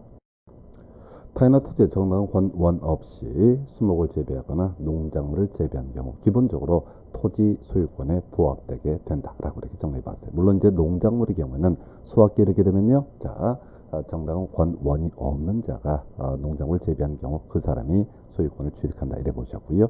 자, 건물이란 건 기본적으로 토지 소유권에 부합하지 않습니다. 자, 이 사안은요 건물에 관한 주제가 되게 될 텐데 이렇게 되어 있네요. 임대인 갑이라는 사람이 X토지 전부에 대해서 임대차 계약을 임차인 을과 체결을 하게 됩니다. 자, 그리고 나서 인도까지 이루어지게 돼요. 그래서 임차인 을은 X토지 전부에 대해서 정당한 권원을 가진 자가 되게 됩니다. 한편 임차인 을이라고 하는 사람은 이 X토지 중 일부 B 부분에 대해서 임대인의 동의 없이 전차인과 전대차 계약을 체결하고 그 목적 부분을 인도를 해주게 됩니다. 자, 동의 없는 전대차에 있어서 바로 전차인이라고 하는 것은 임대인과의 관계에서 정당한 권원을 가지고 있지 않다 이렇게 평가할 수 있겠죠. 자, 이 사안에서요. 자, 만약에 임차인 을이 이 X 토지 중 A 부분에 대해서 건축물의 건축을 하게 됩니다. 자, 그러면 이 건축물의 소유권은 토지 소유권에 부합하지 않기 때문에 정당한 권원이 있는 임차인 을이 건축한 이 건축물의 소유권은 토지 소유자 것이 아니라 임차인 소유자 것이 되게 됩니다. 자, 그런데 전차인이라는 사람이 X토지 중 B 부분에 대해서 건물을 또 신축을 하게 됩니다. 자, 그러면 B 부분에 지어진 건물을 논하기에 앞서서 전차인, 동의 없는 전대차에서 전차인이라는 사람은 임대인과의 관계에서 정당한 권원이 없습니다. 근데 이 사람은 건물을 지었어요. 그랬을 때 소유자가 누가 되는 거냐라고 했을 때 건물은 토지 소유권에 부합하지 않기 때문에 정당한 권원이 없는 사람이 건물을 지었다 할지라도 이건 토지 소유자 것이 아니라 누구한테 바로 건물을 신축한 전차인 B형에게 귀속이 되게 됩니다. 자, 이 산을 정리하면 이런 식이죠. 자, X토지에 대해서 정당한 권원을 가진 임차인이 건물을 촉조했을 때 그 부분의 건물 소유권은 임차인에게 귀속된다. 한편 정당한 권원이 없는 전차인이 동의 없는 전대차니까 정당한 권원이 없다고 그랬어요. 이런 경우 건물을 신축했을 때 역시 이 부분에 대해서 건물의 소유권 자체는 어떻다? 전차인이 소유권을 가지게 된다. 이렇게 정리할 수 있겠습니다. 정당한 권원 없이 타인의 토지에 건축물을 건축하거나 또는 정당한 권원에 따라서 타인의 토지에 건축물을 건축하거나 둘 다 어떤 경우다 토지 소유권에 부합하지 않는다 이렇게 정리를 해봤습니다. 자, 이번 사안은요 건물의 무단 증축 등에 관한 주제가 되겠습니다. 그래서 임대인 갑이라고 하는 사람이요 임차인 을과 X 건물 전부에 대해서 임대차 계약을 체결하고 목적물을 인도를 해주게 됩니다. 자, 임차인 을이라는 사람이요 무단으로 따로 이 증축을 하게 됩니다. 자, 이랬을 때 이 건물의 증축된 부분의 소유권은 누구한테 귀속이 되게 될 것이냐가 문제가 되게 되는데, 자, 무단으로 증축해서 떼낼 수가 없는 상태에 이르게 되면은 바로 건물 소유권에 부합하는 문제가 발생하게 됩니다. 그래서 자, 무단으로 증축된 이 부분에 대해서 그 소유권은요 임차인에게 귀속되는 것이 아니라 바로 임대인에게 귀속이 되게 된다. 다만 이렇게 부합의 문제가 발생하면 사실 토지 소유권에 있어서의 부합도 마찬가지지만은 임차인 같은 경우는요 임대인 갑에 대해서 경우에 따라서 부당 이득 반환 청구라고 하는 것을 통해서 요거 이제 권리를 취득 일정 부분 보전을 받을 수가 있다. 이렇게 정리를 합니다. 소유권의 취득 방법 중에서 가장 일반적으로 우리가 논의하는 것이 승계 취득, 그 중에서도 특정 승계 또는 특별 승계라고 부르게 됩니다. 그래서 사안 검토는 이런 식이죠. 매도인 갑이라는 사람이 매수인 을과 토지에 대한 매매 계약을 체결하거나 또는 증여 계약 등을 체결을 하게 됩니다. 매매 계약은요 유상 계약이 될 테고 증여 계약은 무상 계약이 한 유형이 되죠. 자, 근데 이 계약을 체결했다라고 해서 매수인에게 소유권이 넘어가는 것은 아니고요. 소유권 이전 등기라고 하는 것이 이루어져야지 매수인 을은 소유권을 취득할 수 있습니다. 자, 이 사안을 정리하기 때문에 이런 식이죠. 자, 소유자가 누구냐라고 했을 때 매매 계약, 증여 계약이 체결되고 나서 소유권 이전 등기 전에는 여전히 소유자는 매도인이 되게 됩니다. 한편 소유권 이전 등기가 이루어지게 되면은 즉 매수인으로 등기 명인이 바뀌게 되면 그때 소유자는 매수인이 되게 됩니다. 다만 좀 특이한 것 중에 하나 있죠. 이렇게 매매 계약 등을 체결한 상태다라고 전제를 하고요. 매수인이 매매 대금을 완납을 하게 됩니다. 아직 매도인은 등기를 넘겨주기 전입니다. 이때 매수인의 권리라고 하는 것은 과실수취권이라는 개념이 있게 됩니다. 그래서 이 과실수취권의 의미는 이렇게 가는 거죠. 자, 매도인이 또 다른 임차인을 데리고서 차임을 받고 있는 상태입니다. 근데 매수인과 매도인이 매매 계약을 체결하고 매수인이 대금을 잔금을 모두 지급을 하게 되면은 매수인은 아직은 등기를 넘겨받기 전이니까 소유권 취득할 수 없지만은 임차인한테 차임을 받을 권리 과실수취권이라고 하는 것은 매수인에게 귀속이 되게 된다. 이렇게 정리할 수 있겠고요.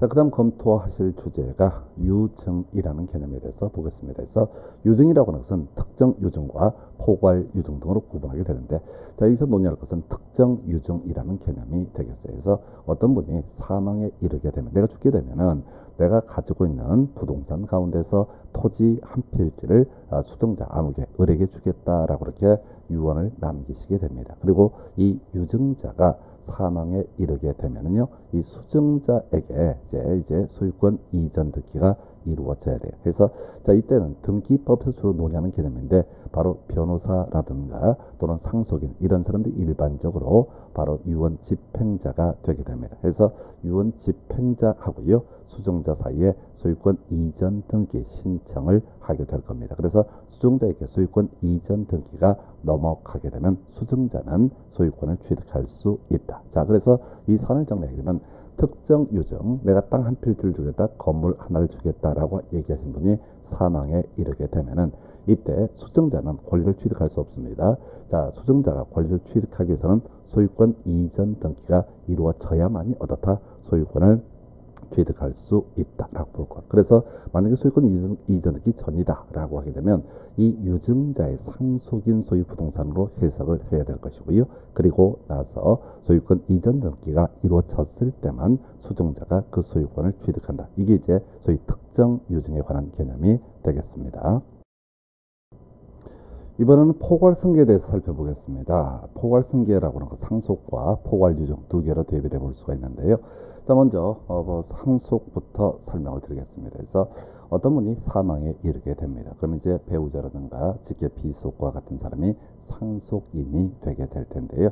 자, 문제는 이거죠. 피상속인의 사망이라고 하는 것이 있게 되면 이때 자, 상속인이 발생이 되게 됩니다. 문제는 이 상속인의 경우 상속을 원인으로 하는 소유권 이전 등기 하지 않더라도 그냥 소유권은 취득을 하게 됩니다. 다만 이때 상속을 원인으로 소유권 이전 등기 하기 전이라고 한다면 이 문제 부동산 등에 대해서 처분 자체는 할 수가 없습니다. 그런데 말이죠, 상속을 원인으로 해서 소유권 이전 등기를 한다, 상속인이 만약 한다라고 하게 되면은 이 상속인은 이 부동산을 처분할 수 있다. 이렇게 정리를 하게 됩니다. 자, 이게 이제 상속에 관한 법리가 될 것이고요. 자, 계속해서 포괄유증에 대해서 살펴보겠습니다. 그래서 이 포괄유증이라고 하는 것과 특정 유증이라고 하는 것 두 개의 차이가 있었죠. 그래서 어떤 부동산을 하나를, 자, 토지를 하나 주겠다, 건물을 하나 주겠다, 내가 죽었을 때 누구한테 주겠다라고 하면 이걸 특정 유증이라 부르고요. 포괄유증이라고 하는 것은 내가 가지고 있는 부동산 중에서 30%를 주겠다, 50%를 누구한테 주겠다라는 식의 개념을 포괄유증이라고 부르게 됩니다. 그래서 자, 포괄유증을 유언을 남기신 분이 사망에 이르게 됩니다. 그럼 이제 수증자라고 하는 사람에게 그 권리가 바로 귀속이 되게 됩니다. 즉 소유권 이전 등기를 하지 않는다라고 할지라도 이미 수증자는 권리를 취득을 하게 됩니다. 다만 이 소유권 이전 등기, 포괄 유증을 원인으로 하는 소유권 이전 등기가 있기 전에는요, 수증자가 이 부동산을 처분할 수 없는 것이고요. 자, 포괄 유증을 원인으로 해서 소유권 이전 등기가 있게 되면 이 수증자는 처분도 할 수 있다. 이렇게 해서 상속하고요, 포괄 유증이라고 하는 거 바로 포괄승계의 한 내용이 됩니다. 참고적으로 이 포괄승계에 있어서는 빚도 같이 상속이 이루어진다, 또 포괄유증이 이루어진다, 이렇게 정리를 하도록 하겠습니다. 소유권의 취득 방법 중 점유 취득시에 대해서 살펴봅니다. 자, 매도인이 있습니다. 그래서 매수인과 소위 매매 계약 등을 체결을 하게 되겠죠. 그런데 이 매매 계약을 체결해서 매수인이 소유권을 취득하기 위해서는 소유권 이전 등기라고 하는 것이 이루어져야 됩니다. 자, 그런데 매매계약 체결하고요, 소유권 이전 등기를 하지 아니한 경우가 있습니다. 그런데요, 매수인은 이걸 잘 내용을 모르는 거예요. 법을 몰라서. 자, 등기 권리증 이런 거 하나 받고 나서 자신이 이 물건을 소유했다, 취득했다라고 생각을 합니다. 그래서 20년간 소유의사로 평온공연하게 점유한 상태에 이르게 됩니다. 자, 문제 핵심 이슈는 그거죠. 매수인이 소유권 이전 등기를 넘겨받지 아니하게 되면 아직은 소유권을 취득하는 것이 아니다. 그런데 현재 이 토지에 대해서 자기 땅이라고 믿고서 20년씩이나 평온공연하게 점유한 사람에 대해서 우리 민법에서는 등기 청구권이라는 것을 특별히 인정을 하게 됩니다. 해서 이 시효 완성자가요, 등기 청구권을 발생해 됐을 때 이 등기 청구권을 시효 완성 당시에 등기 명의인에 대해서 행사를 할 수 있습니다. 자, 이때 시효 완성 당시 등기 명의인이라는 것은 애초에 매도자가 될 수도 있겠고요, 또 매도자가 아니고 이 원래 매도인 갑이라는 사람이 다른 사람에게 소유권 이전기를 넘겨준 경우가 될 수도 있습니다. 해서 시효 완성자가 등기 청구권을 행사하게 되면 시효 완성 당시의 등기 명의인이라는 사람은 반드시 소유권 이전 등기를 넘겨줄 의무가 있습니다. 그래서요, 만약에 소유권 이전 등기가 이루어지게 되면은 이때 소유자라고 하는 사람은 누가 된다? 시효 완성자가 소유자가 되게 됩니다. 다만 20년간 소유의사로 평온공연하게 점유했다 할지라도 등기 청구권이 발생을 했다 할지라도 시효 완성자가 등기 청구권을 행사하기 전이라고 한다면 이 토지의 소유자는 시효 완성 당시에 등기 명의인이라고 해석해 볼 수 있습니다.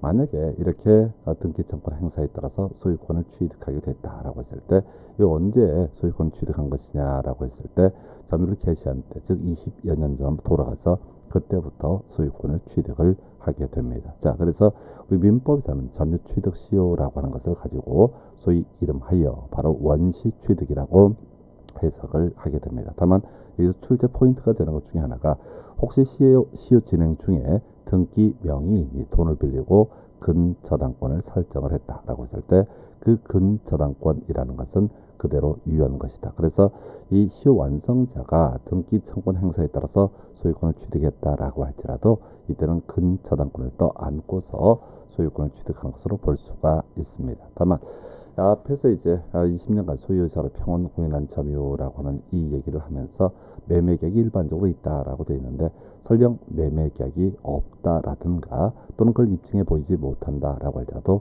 우리 민법에서는 어떤 사람의 점유라고 하는 것을 소유의사로 하는 점유, 즉 자주 점유로 추정하기 때문에 굳이 매매계약이 있었다라고 하는 것을 입증해 보일 필요는 없다라고 이렇게 정리합니다. 그래서 이 정도가 점유 취득 시효에 관한 쟁점이 되겠고요.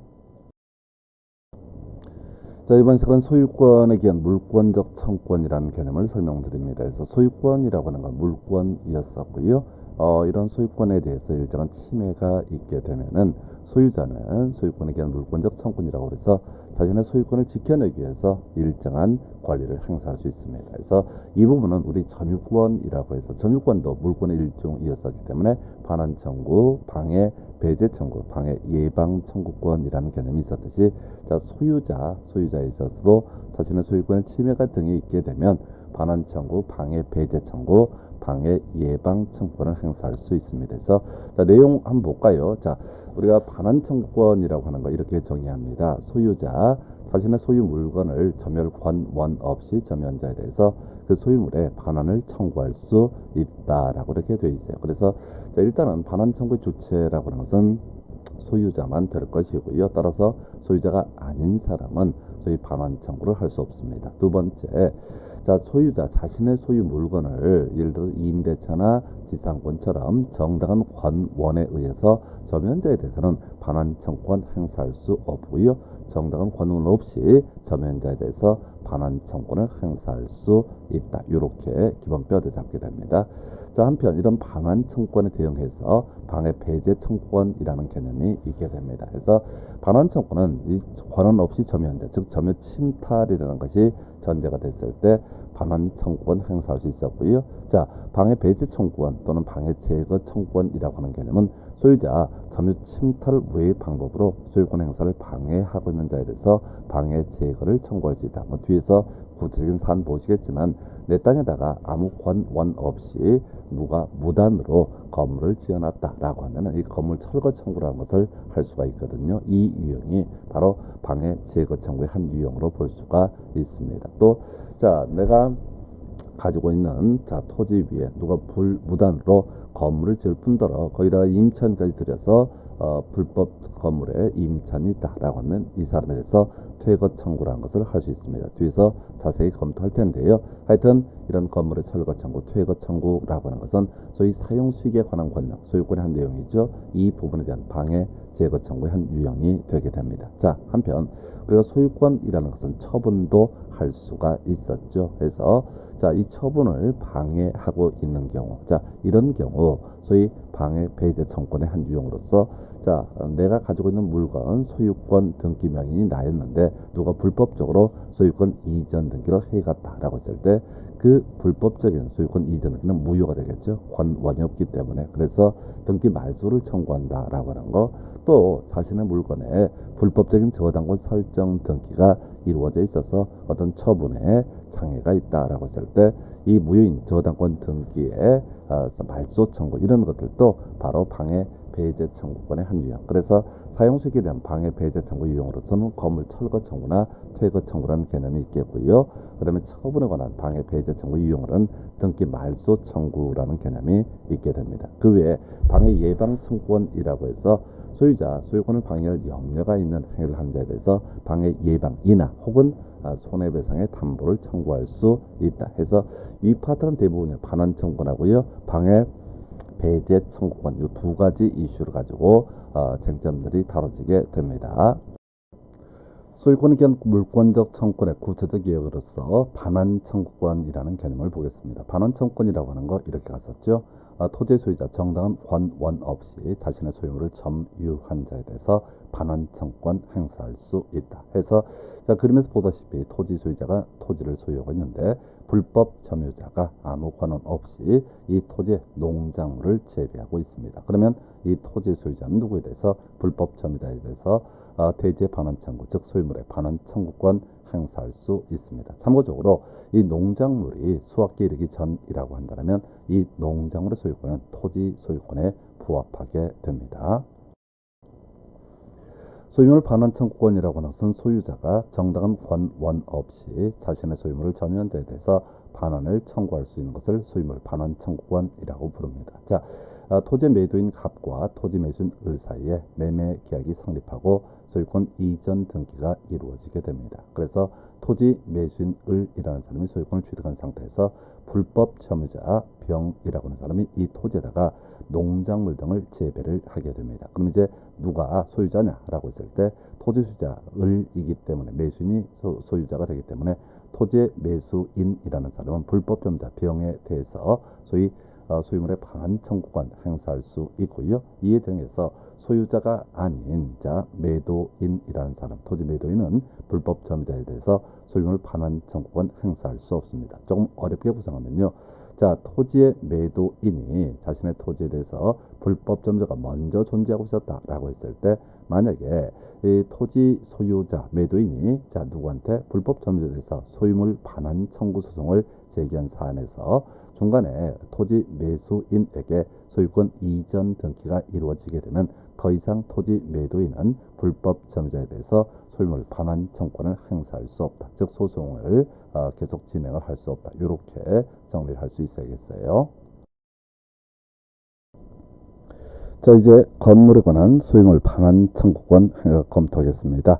자, 소유물 반환 청구권이라고 하는 것, 소유자가 자신의 소유물을 정당한 권원 없이 점유자에 대해서 돌려달라고 할 수 있는 걸, 이걸 우리가 소유물 반환 청구권이라고 부르게 됩니다. 사안 검토하면요, 토지 소유자 갑이 있습니다. 이 사람이 자신의 소유 토지에다가 건물을 신축을 하게 됩니다. 그런데 아직 소유권 보존 등기를 하지 않은 상태. 설령 건물에 대해서 소유권 보존 등기가 없다 할지라도 여전히 건물을 신축한 사람이 갑이기 때문에 갑이 건물의 소유자가 되게 됩니다. 자, 갑이요, 제1 매수인 을과 건물 매매 계약을 체결하고 그 다음에 소유권 이전 등기는 넘겨주지 못하게 됩니다. 인도로 넘어간 거예요. 그래서 제1매수인은 현재 이 건물에 대해서 소유권을 취득하지 못한 상태가 되겠습니다. 그랬을 때 건물 소유자 갑이라는 사람이 제1매수인에 대해서 소유물 반환 청구권 행사할 수 있을 것이냐 쟁점 검토해 볼까요?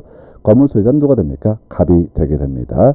자, 그런데 제1매수인이 정당한 관원 없이 이 건물을 점유하고 있는 것은 아니기 때문에 정당한 관원이 있기 때문에 이때는 어떻다? 바로 반환 청구권 행사할 수 없다. 이렇게 그림을 봐야겠고요. 자, 계속해서 경우 수를 따져볼까요? 토지 소유자 갑이 미등기 상태에서 제1매수인에게 건물의 소유권을 매매 계약을 체결하고요. 점유를 이전해 줍니다. 그리고 제1매수인이 미등기 상태에서 제2매수인 병에게 건물 매매 계약 점유 이전해 주고요. 이전 등기는 역시 해줄 수가 없는 상태가 되게 됩니다. 왜? 자신 자체가 소유권 등기를 가져본 적이 없기 때문에 소유권 이전 등기도 해줄 수 없는 것이죠. 자, 그럼 이 사안에 있어서 건물의 소유자는 누가 된다? 갑이 되게 된다. 이렇게 봐야 될 텐데 먼저요. 건물 소유자가 제2매수인 병에 대해서 소유물 반환 청구권 행사할 수 있을 것이냐? 네, 할 수 없는 거죠. 이유는 건물 소유자 소유권 자체는 갑에게 있지만은 제2매수인 소유권 자체를 취득하지 못했지만 나름의 정당한 권원이 있기 때문에 건물 소유자 갑은 제2매수인에 대해서 소유물 반환 청구권 행사할 수 없습니다. 두 번째, 제1매수인이 제2매수인 병에 대해서 소유물 반환 청구권 행사할 수 있을 것이냐? 예, 이것도 허용되지 않습니다. 왜? 소유물의 반환 청구권이라는 것은 소유자가 정당한 권원 없이 점유한 자에 대해서 반환을 청구하는 걸 얘기하는 거죠. 따라서 이 제1매수인은 자신의 명의로 등기를 가져온 적이 없기 때문에 소유자가 될 수 없습니다. 그래서 이 소유자가 아니기 때문에 제2매수인에 대해서 소유물의 반환 청구권 행사할 수 없다. 이렇게 정리를 합니다. 소유물 반환 청구의 또 다른 유형에 대해서 살펴보겠습니다. 먼저 토지 소유자 갑이고요. 이 사람이 자신의 토지에 대해서 건물을 신축을 하게 됩니다. 그리고 이 건물은 미등기 상태, 소유권 보존 등기를 하지 아니한 상태의 건물이 되게 됩니다. 자, 그래서 이 사람이 토지 소유권, 건물 소유권을 가지고 있는 상태에서요. 건물 임차인 되겠다는 을과 건물 임대차 계약을 체결하고 목적물을 인도를 해주게 됩니다. 자, 우선 여기까지 가지고 보게 되면요. 따로 따져 물을 실익도 없지만은 이 토지 소유자, 건물 소유자 같은 사람, 갑이라고 하는 사람이 건물 임차인에 대해서 소유물의 반환 청구권 행사할 수 있을 것이냐? 당연히 안 되는 거죠. 왜? 건물 임차인이라는 사람은 정당한 권원이 있기 때문에 우리가 소유물의 반환 청구라고 하는 것은 토지의 소유자, 건물의 소유자, 즉 소유자가 자신의 소유물에 대해서 정당한 권원 없이 점유를 하고 있는 그 사람에 대해서 반환 청구권 행사할 수 있습니다. 따라서 건물 임차인에 대해서는 건물 소유자가 소유물 반환 청구권 행사할 수 없겠고요. 자, 그 다음 경우 수를 볼까요? 자, 이렇게 건물 임차인이 건물을 가지고 있는데 건물의 불법 점유자 병 이런 사람이 갑자기 짠 하고 나타나서 건물을 불법 점유하고 있는 상태가 되게 됩니다. 자, 그럼 이제 이 사안에서 건물 소유자가 누구냐라고 했을 때 당연히 갑이 되게 될 것이고, 소유자가 소유물 반환 청구권 행사할 수 있다라고 했으니까 건물 소유자 갑이라는 사람은 건물의 불법 점유자 병에 대해서 뭘 주장할 수 있다? 소유물의 반환 청구권 행사할 수 있습니다. 이건 별로 문제가 안 돼요. 자, 그런데 건물의 임차인이라고 하는 사람, 자신이 이제 임대차에서 이용을 하려고 하는데 불법적으로 병이 점유를 하고 있다라고 했을 때 이 병에 대해서 소유물 반환 청구권 행사할 수 있을 것이냐? 당연히 허용되지 않습니다. 이유는요.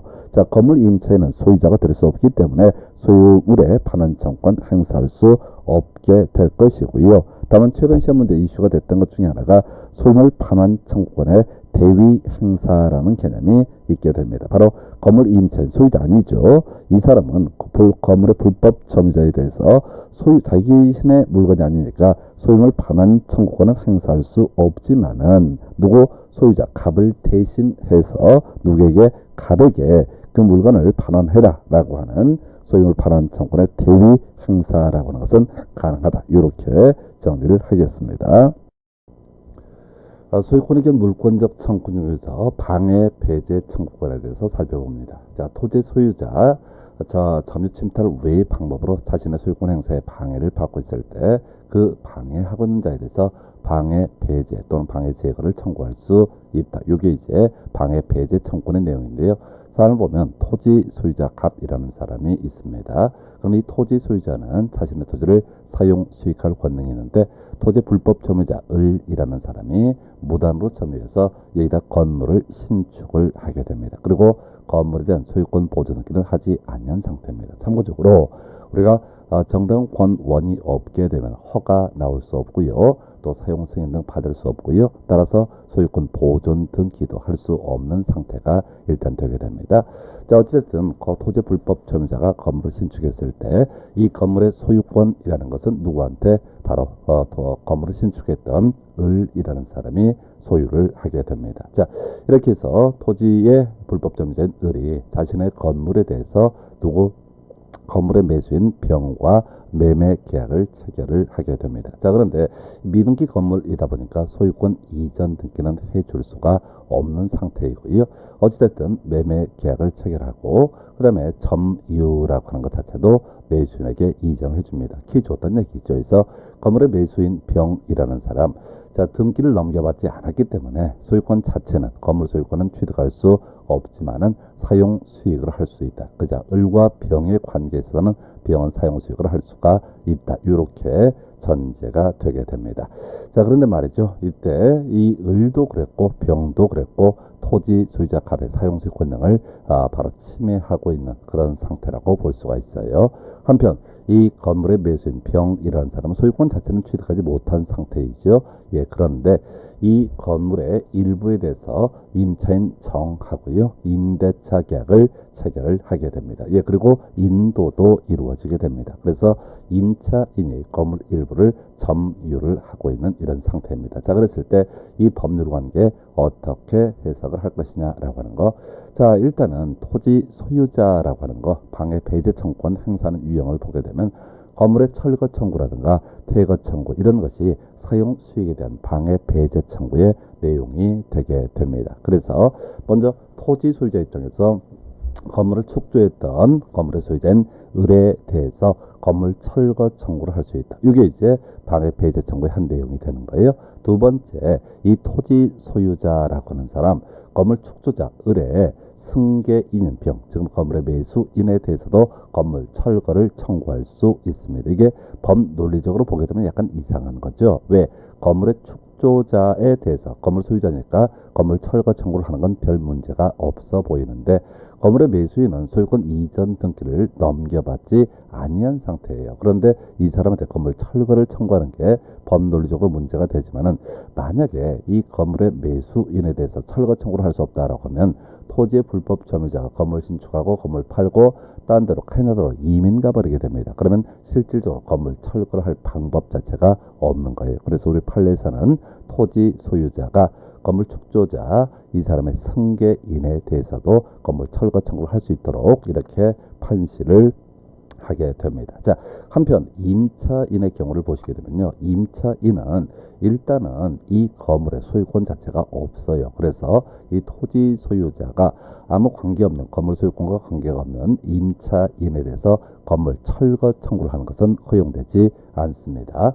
자, 한편 임차인에 대해서 사실 주장할 수 있는 것은요. 꺼져라고 하는 퇴거 청구라고 하는 것을 할 수 있습니다. 그래서 토지 소유자 갑은요. 자, 임차인 정에 대해서 이 건물에서의 퇴거를 주장할 수 있다라고 하는 것. 그럼 달리 이제 포인트를 삼게 되면 이 건물을 신축했던 이 사람에 대해서 토지 불법 점유자에서 퇴거 청구를 할 수 없는 것이고요. 또 하나가 지금 이제 아까 건물의 철거 청구가 인정됐던 건물 축조자의 승계인에 대해서도 퇴거 청구가 허용되지 않습니다. 만약에 이 건물의 소유자 또는 이 사람의 승계인에 대해서 퇴거 청구가 허용이 된다. 그러면 만약에 예를 들어서 건물 매수인한테 너 나가라고 했을 때 이 사람이 퇴거를 해버리게 되면 건물을 철거할 사람이 없어지게 됩니다. 그래서 이 건물 철거 청구라고 하는 거 이렇게 가야 되죠. 소유자, 건물의 소유자 또는 건물의 소유자로 보이는 사람에 대해서 건물 철거 청구를 할 수 있고 건물의 소유자랑 아무 관계가 없는 임차인에 대해서는 뭘 할 수 있다? 퇴거 청구라고 하는 것을 할 수 있다. 그래서 시험 문제를 구성할 때는 을이나 병에 대해서 퇴거 청구할 수 있다. 이렇게 이제 구성을 하거나 또는 임차인 정에 대해서 바로 철거 청구를 할 수 있다. 이런 식으로 시험 문제가 구성이 되게 됩니다. 이게 이제 사용 수익 권능에 대한 바로 방해 배제 청구의 주요 뼈대가 되겠습니다. 소유권이라고 하는 것은 사용 수익 권능뿐만 아니라 처분 권능도 포함을 하고 있습니다. 앞에서 우리가 이제 방해 배제 청구라고 해서 소유자의 소유물에 대해서 점유 침탈 외의 방법으로 소유권 행사 방해하고 있을 때 방해 배제 청구할 수 있다라고 이렇게 봤었고요. 자, 우리가 소유권을 가지고 있다는 얘기는 이 물건을 팔아서요 대금을 매매 대금을 수취하는 것도 가능하고요. 그 다음에 이 소유물을 담보로 해서 돈을 빌리고 저당권 설정 등기 등을 해주는 것도 가능합니다. 자, 그런데 이 문제의 토지 소유권에 대해서 불법적인 저당권 설정 등기라든가 원인 무효의 소유권 이전 등기가 있게 되면은 결과적으로 토지 소유자의 입장에서는 이 부분에 대해서 자신의 소유권 행사의 방해를 받고 있는 상태입니다. 그래서 이 부분에 대해서 소위 불법 저당권이라고 하면 말소 등기 또 원인 무효 소유권 이전 등기 등에 대해서 말소 등기 등을 청구할 수 있습니다. 자, 토지 소유자 갑이라는 사람이 자신의 등기부를 보니까요, 불법적인 저당권 설정 등기가 이루어져 있게 됩니다. 자, 저당권이라는 건 돈 빌렸을 때 자신의 소유물을 담보로 해서 설정해 주는 게 저당권이죠. 그런데 돈을 빌린 적도 없는데 불법적인 저당권 설정이 돼 있다. 그건 이 불법적인 저당권은 무효가 되게 됩니다. 그래서 이 무효인 저당권 설정 등기에 대해서 정리하는 방법, 바로 방해 배제 청구의 한 유형으로서 자, 바로 저당권 등기에 말소 등기를 청구할 수 있다라고 하는 거, 요게 하나의 경우일 수가 되겠습니다. 자, 그 다음에 또 하나 이런 경우도 있을 수 있겠네요. 만약에 자신의 소유물을 팔려고 준비를 하고 있는데 등기부를 보니까 병이라고 하는 자에 의해서 원인 무효의 소유권 이전 등기가 이루어졌다. 그럼 이제 병명의 등기라고 하는 것 자체는 무효인 등기. 왜? 불법이라고 전제가 되어 있기 때문에 무효인 등기가 되게 됩니다. 자, 그러면 이 원인 무효의 소유권 이전 등기를 지우는 방법, 이 가장 기본적인 것이 병명의 등기에 대한 등기 말소 청구라고 하는 거 할 수 있고요. 그리고 또 하나 이슈, 진정 명의 회복을 원인으로 하는 소유권 이전 등기 형식을 통해서 불법 등기 명의자에서 지금 현재 소유자 명의로 등기를 바꾸는 것도 가능합니다. 해서 자, 결과적으로 처분 권능에 대해서 불법적인 등기가 있을 때 요걸 지워내는 방법, 말소 등기 또는 이제 소유권에 한정하는 부분이긴 하지만은 진정 명의 회복을 원인으로 하는 소유권 이전 등기, 이런 것을 통해서 자신의 처분 권능을 온전하게 회복을 해 보일 수가 있습니다. 이게 바로 방해 배제 청구의 한 내용, 처분 권능에 관한 주제가 되겠습니다.